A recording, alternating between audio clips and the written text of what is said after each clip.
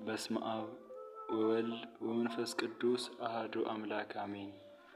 ሰላም የተከበራችሁና የተወደዳችሁ የክርስቶስ ቤተሰቦች፣ ይህን ድምጽ እየሰማችሁ ያላችሁ ሁላችሁ በክርስቶስ በኢየሱስ ክርስቶስ ስም እንደምን ሰነበታችሁ? የእግዚአብሔር ስሙ ዛሬም ዘወትርም በፈጠራቸው በ22ቱ ስነ ፍጥረታት አንደበት ሁሉ የተመሰገነ ይሁን። እነሆ በዛሬው ሳምንት ደግሞ ስለ ቅድስት ምንነትና ስለ ቀኑ ትርጉም እንመለከታለን።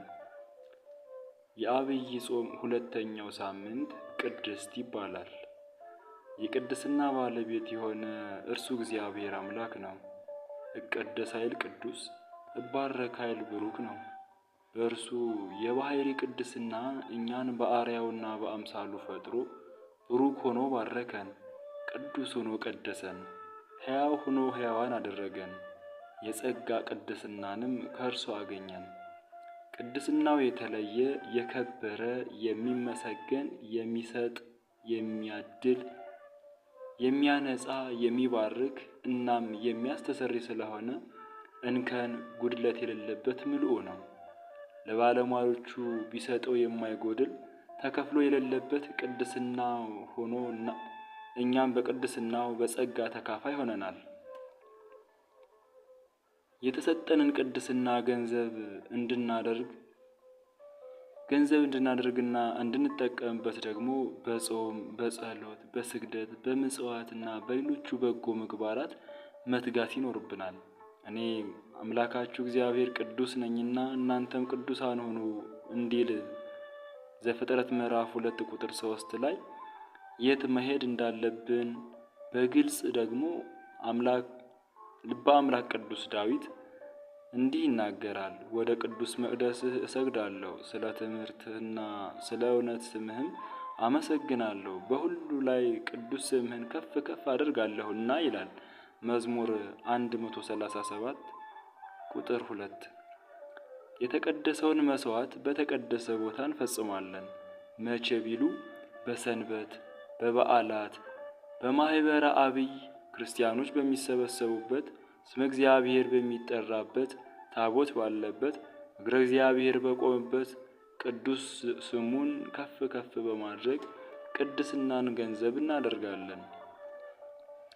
ሊቁ ቅዱስ ያሬድ ኢትዮጵያዊ ለዐቢይ ጾም ሁለተኛ እሁድ ባዘጋጀው ምስጋና አማካኝነት ዕለቱን ቅድስት የሚል ስያሜ ሰጥቶታል። ትርጉሙ ምንድነው ካላችሁኝ፣ የተለየ የተመረጠ የተከበረ ማለት ነው። መጽሐፈ ሰዋስው ወግስ ወመዝገበ ቃላት ገጽ 184 ላይ ቅድስት የሚለው ቃል ዕለቱ ቅድስት ተብሎ የተሰየመበት ምክንያት ስለ ዕለተ ሰንበት እንዲሁም ደግሞ ስለ እግዚአብሔር አምላክ ፍጹም ቅድስና የሚያወሳ መሆኑ ነው። እግዚአብሔር አምላክም ፍጥረቱን የእርሱን ስም በማመስገን ይኖሩ ዘንድ ለቅድስና ሕይወት ፈጥሯቸዋልና በሰንበት እሁድ ክርስቲያኖች የቅድስና ተግባራትን ከሌላውም ቀን አብዝተው ይፈጽማሉ። ዕለት ከተግባር ስም ከክብር የተባበረባት ክብርት ሰንበት ቅድስት ስለሆነች ቅዱስ ያሬድ ቅድስት ብሎ ጠራት። ይኸውም የምትቀደስ ከብራ የምታከብረን አክብረናት የምንከብርባት በመሆኗ ነው።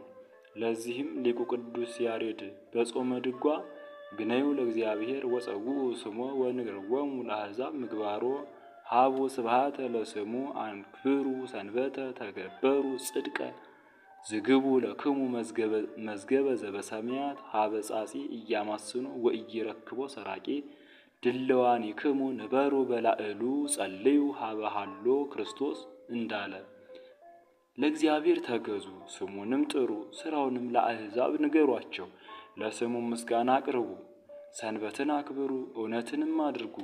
ብል የማያበላሸው ሌባም የማያገኘው በሰማያት ያለ መዝገብን ለእናንተ ሰብስቡ።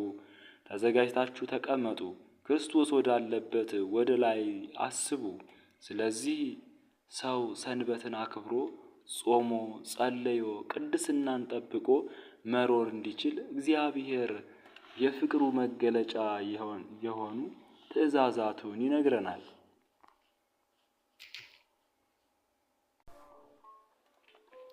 ታዲያ ቅዱስ ያሬድ ወቅቱን ቅድስት ብሎ ሲሰይመው ያለ ምክንያት አይደለም። ምንድነው ትሉኝ እንደሆነ አንደኛው የ40 ቀን ጾም መጀመሪያ በመሆኑ ነው። ዕለቱ ከአብይ ጾም ቀናት ውስጥ 40ው ጌታችን መድኃኒታችን ኢየሱስ ክርስቶስ የጾሙ ጾም መጀመሪያ ስለሆነች። ምን ነው በባለፈው ሳምንት ስለ ዘወረደ ስትነግረን ዘወረደ የመጀመሪያው ሳምንት እንደሆነ የአብይ ጾም ነግረን አልነበረምን ልትሉ ትችላላችሁ። እውነት ነው፣ የአብይ ጾም የመጀመሪያው ሳምንት ዘወረደ ነው። ነገር ግን ያን ጌታችን መድኃኒታችን የጾመው ሳይሆን ይልቁንም ደግሞ በዛ የፋርስን ንጉሥ ድል ያደርግላቸው ዘንድ የሮም ንጉሥ ሕርቃል የፋርስን ንጉሥ ለመግደል ባለ ጊዜ እነርሱ የኢየሩሳሌም ሰዎች ተከፋፍለው ጾመውለት ስለነበረ አንዳንድ ሳምንት ሱባኤ ገብተው ስለጾሙለት ያ የፋርሱ ንጉሥ የሕርቃል ጾም እንጂ የጌታችን የመድኃኒታችን ጾም እንዳልሆነም ተናግሬ ነበር። ሁለተኛው ቅድስት ሰንበት በቅድስት ሰንበት ላይ መዋሉ ነው። እንግዲህ የሰንበትን ቀን ትቀድሰው ዘንድ አስብ ተብሎ እንደተጻፈ ዘጸአት ምዕራፍ 20 ቁጥር 8 ላይ የሰንበትን ቀን አስቀድሞ የቀደሰ የባረከ ራሱ እግዚአብሔር ነው። እግዚአብሔርም 7ኛውን ቀን ባረከው ቀደሰውም፣ እግዚአብሔር ሊያደርገው ከፈጠረው ስራ ሁሉ በእርሱ አርፏልና እንዳለ ዘፍጥረት ምዕራፍ 2 ቁጥር 3 ላይ። ከምዕመናን ወገን አንድስ እንኳን በእሁድ ቀን ለገንዘብ መትጋት፣ ገንዘቤን አምጣ ብሎ መጣላት፣ ዋስ መያዝ አይገባውም።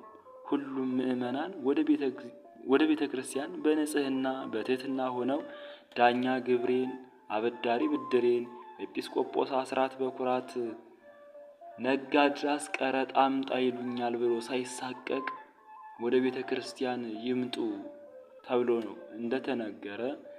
ይህ ዕለተ ሰንበት ስለዚች ዕለት ክርስቲያኖች ስለሚሰበሰቡባት ስለ ቅድስቲቱ ዕለት የተነገረ ነው። ሌላውና ሶስተኛው ወቅቱ ወርሃ ጾም በመሆኑ ምዕመናን ይህንን ወቅት በጾም በጸሎት በእንባ በስግደት በአርሞ በመልካም ሥራ ቅድስና የምናገኝበት ጊዜው ሰው ወደ እግዚአብሔር አብዝቶ የሚተጋበት ወቅት በመሆኑ ለእግዚአብሔር የሚገባ ነገር ለማድረግ የነገር ሁሉ መጀመሪያ ለመልካም ነገር መነሻ በቅድስናና በንጽህና በንጹህ ልቡና መቅረብ ስለሆነ ቅድስት ብሏታል። እስመ ጾም እማ ለጸሎት ወእህታ ለአርምሞ ወነቃ ለአንብ መቅድመ ኩሉ ግብር ሰናይት።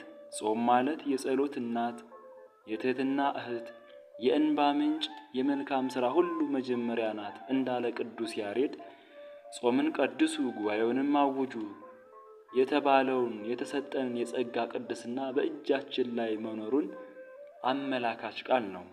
ትንቢተ ኢዩኤል ምዕራፍ 1 ቁጥር 14። ሌላውና አራተኛው የወንጌልን ትእዛዝ በመሆኑ ዕለቱን ተጠቅሞ ዓለምን አስተምሮበታል። ዛቲ ዕለት እንተ ገብረ እግዚአብሔር ንትፈሳውን ታሰባቲ።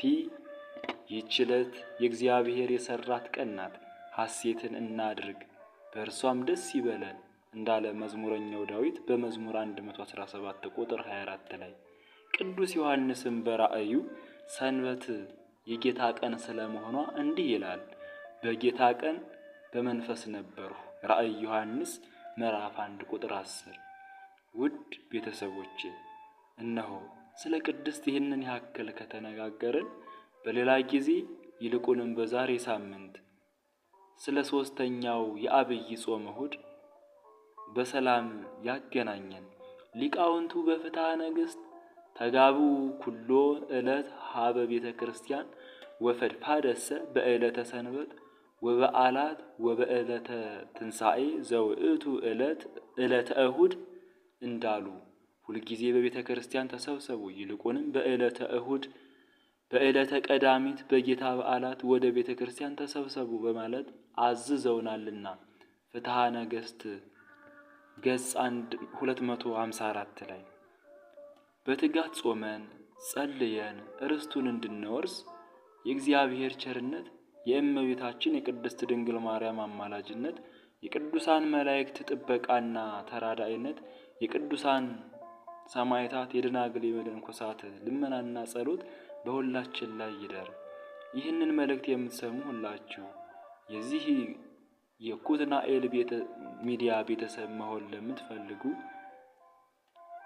ሰብስክራይብ በማለት የደውል ምልክቷን ይጫኑ። መልእክቱን ከወደዱት ላይክ፣ ለሌላ ይጠቅማል ብለው ካሰቡ ደግሞ ሼር ያድርጉት። ስለነበረን ሰዓት በሙሉ የጊዜ ባለቤት እግዚአብሔር ስሙ ይክበር ይመስገን። ወስብሐት ለእግዚአብሔር።